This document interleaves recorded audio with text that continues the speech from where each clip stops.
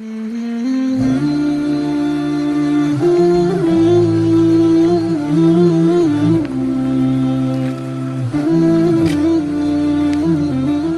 دادر جان، چرا در اینجا خواب هستی؟ وای پسر جان، چرا در اینجا خواب هستی؟ با تو چی شده است؟ چرا در اینجا خواب هستی؟ این چی است؟ این مادرم.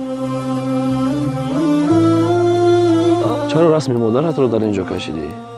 مادرت کجاست؟ پسرمکم مادرش به شهر رفت، رسم مادرش را کشید. بعد مادرش آمد، من هم رسم مادرم را کشیدم تا که مادرم بیاید.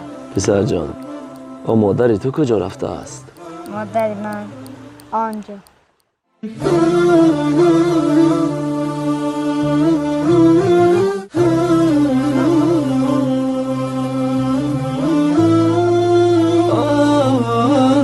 پسر جان، خیز اکنون به خانه اتان رو.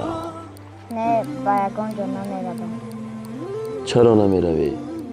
من خانه ندارم. پدر برادرت کجا است؟ من کسی ندارم.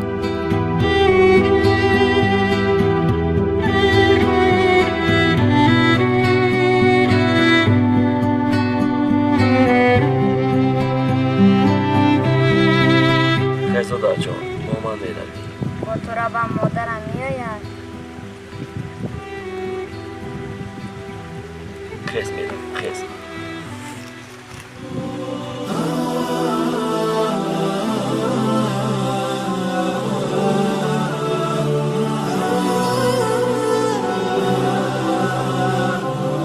تا یتیم نشوی به قدر مادر نمی رسی.